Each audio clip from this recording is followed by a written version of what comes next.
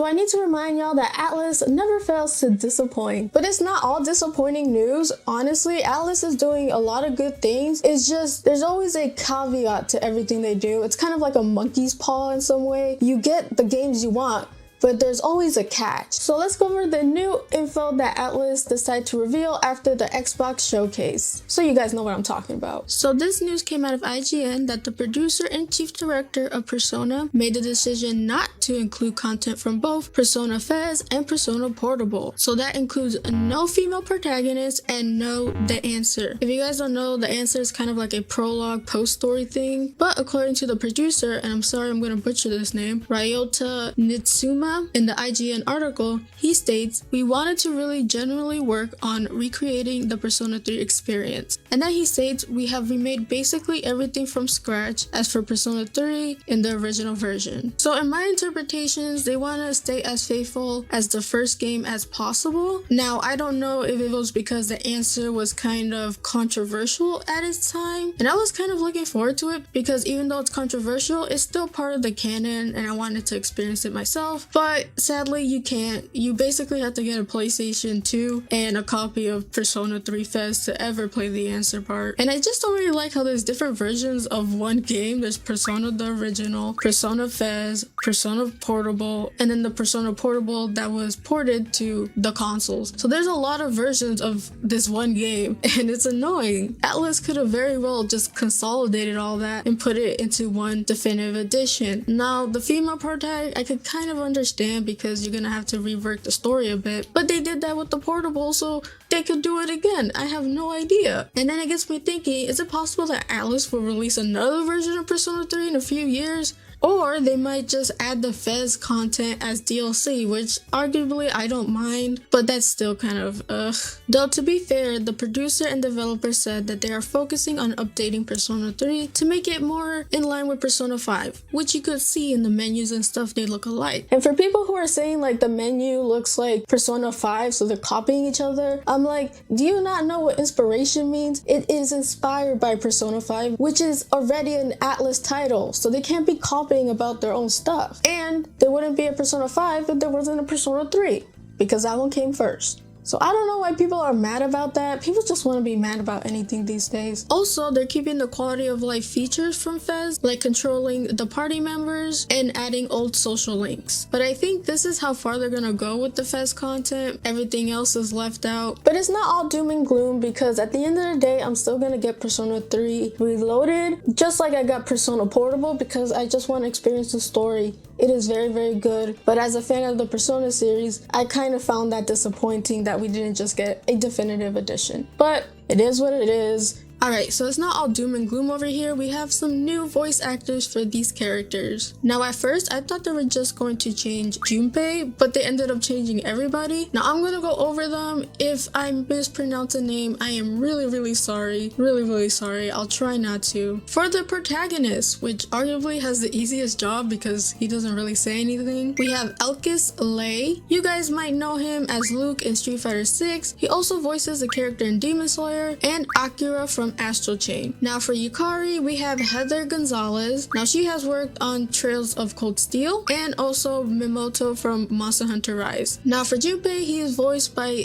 Zeno Robinson. He also voices a character from Street Fighter 6. He also worked in Fire Emblem Engage as Forgondo. Now for Aegis is voiced by Dawn Bennett. She voices the female Shez in Fire Emblem Warriors 3 Hopes. Now for Akihino, he is played by Alejandro Sab. He recently did Oswald in Octopath Traveler 2. For Misuru, we have Allegria Clark. She voiced Dorothea and Shamar in Fire Emblem 3 Houses. For Fuka, we have Suzy Young. She also voiced the character Ochette in Octopath Traveler 2. And more famously as Yuffie from Final Fantasy VII Remake. I don't mind the new voice actors, though it's gonna feel odd when the new characters talk and I'm just like, oh yeah, it kind of feels kind of weird. Anyways, moving on. We got some new screenshots from Persona 3 Reloaded. The first shot here shows the map of Tsumi Port Island, the area where the game takes place. It essentially keeps the essence of the original game, where you are given a menu to select your destination. Although not as stylish as Persona 5's map, it is still clean and to the point. I have nothing much to say about this screenshot, but I'm just excited, and it looks really nice. The next screenshot shows our main character walking around Lawata Station. Yeah, I probably mispronounced that one. Further emphasizing we can actually walk around the many areas this game has in store for us. The next two screenshots shows a close-up of Junpei and Yukari during battle. Finally, there's the last screenshot that showed there will be animated cutscenes. Big shout out to Noisy Pixel for providing us with the screenshots that we see. But we didn't just get Persona 3 Reloaded stuff, we also got another Persona 5 spin-off. Like, we need more of them. And it's called Persona 5 Tactica. Now, I don't know what to feel about this game, because on one hand, I really like the art style. It's very cute, it's reminiscent of Persona Q2, very chibi and cutie. But on the other hand, I'm like, do we really need another Persona 5 spin-off? We have the dancing game, we have Persona 5, Persona 5 Royal, Persona 5 Scrambled, Persona 5 Q2, and now Persona 5 Tactica. That's 6 spin-off games. It's getting ridiculous here, fam. Anyways, without getting off topic, as the name states, Persona 5 Tactica is a tactical RPG, which is very interesting. It's kind of like a smaller version of Fire Emblem or XCOM. But one thing that should immediately pop out to you is the art style. It is very cute. I really love it. So the trailer starts off in Café LeBlanc on a snowy day where the Phantom Thieves are just hanging out with each other. Suddenly, the cafe starts to get sudden tremors and the lights turn off, and our characters get transported to this place they've never seen. A regular Tuesday, actually. What was really unique is that the trailer shows shadows that are wearing colonial era uniforms aimed with muskets. I don't know what's going on here. And then we see this dude ride up in Raidu Kizimoto's gear. The figure then unveils himself to be the revolutionary leader Ellie, and is willing to team up with the Phantom Thieves for this revolutionary cause. And then we get some amazing gameplay footage showing the tactical side of everything behind the game. We even get glimpses of palaces in this game, so that's making a comeback. The concept of the game seems somewhat interesting, so I'm going to give this one the benefit of the doubt, and I'm going to be looking out for more news for you guys. So tune in and subscribe if you're not yet subscribed, and hit that like button. But Atlus, stop milking the cow of Persona 5.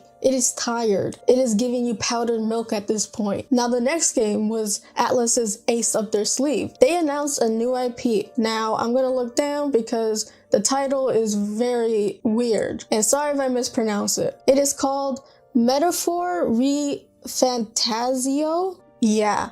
Not a very nice title. Like, imagine going to Walmart and telling the lady, I want Metaphor Re Fantazo. She's gonna look at you weird. I don't know about you guys, but I get embarrassed saying game names to like employees to get the game, because it's like, what is that? Say it again, spell it for me. And I'm just like, can you just get it for me, please? But that's probably just a me problem. I don't know. But besides the title, this game looks awesome and beautiful. Remember that one time a couple of years back when Atlus decided to share concept art for a new fantasy IP? Yeah, well, this is the game right here. Metaphor Re Fantazio. Let me at least read the game's official description to you so you get an idea about the game. From the creative minds of the Persona series, Metaphor Re Fantasmo, I probably pronounced that wrong, marks Atlus's first ever full-scale fantasy RPG. Brought to you by the director Katsura Hashino, sorry if I mispronounced that, character designer and composer Shoji Magaru. Write your destiny and rise above the fear as you step into this fantasy world, unlike anything you've ever seen before. Fraught with unsettling mystery, the kingdom stands on a precipice. Now you must embark on a journey, overcoming obstacles and forging bonds with your friends. So this game seems pretty hype. I don't know, I'm really hyped. That sounds really good. But to me, it feels like a love child between Shin Megami Tensei and Persona, basically. I want to point out two things I saw in the battle screen. One is a little icon on the top. It looks like the game might be using press turn system or some variation of the press turn system. And as some of you might know, that mechanic is exclusive to Shin Megami Tensei. And the last interesting tidbit is the character portraits. You can see Ninja, Paladin, Trickster, and Soul Hacker. So it seems like this game has a class system, or you gain more members with a certain class. Also, jobs and classes make customization of your party or your character very interesting, and it gives you a lot to play with. And if you thought Persona 5 had a very stylish UI, with Metaphor re Phantasmo, they took that to a different degree with this one. It is gorgeous. I noticed that the main character, or what I think is the main character, has different color eyes, which is a popular thing nowadays. Like, every character has different color eyes. It's something cool to have, but it usually represents them having a dual lineage or personality. One comes from the mom or one comes from the dad and stuff like that. But that's just my speculation, and I see a lot of characters have those dual eye things. But nonetheless, the trailer had my interest peaked, and I can't wait to hear more about it. Now that was all the Atlus stuff in the Xbox showcase, but I am excited for Starfield, Fable potentially, because it will be my first Fable game, and I'm also really excited for all the Ace Attorney games coming to the Switch. Thank you, Capcom. In conclusion, we got a lot of games from these showcases, and I'm really excited. And even though Persona 3 Reloaded does have a caveat, I'm still pretty excited for it. I'm pretty excited for all these games. Maybe not as excited for Persona 5 Tactica, but still pretty cool. So if you like this video, please hit that like button. And if you found this video helpful, then subscribe for more RPG content. Tell me what you guys think about the news and what games you're excited for in the comments down below. You can reach me on my socials in the description down below. I hope you guys have a beautiful day, and as always, play a good game. Peace, peace.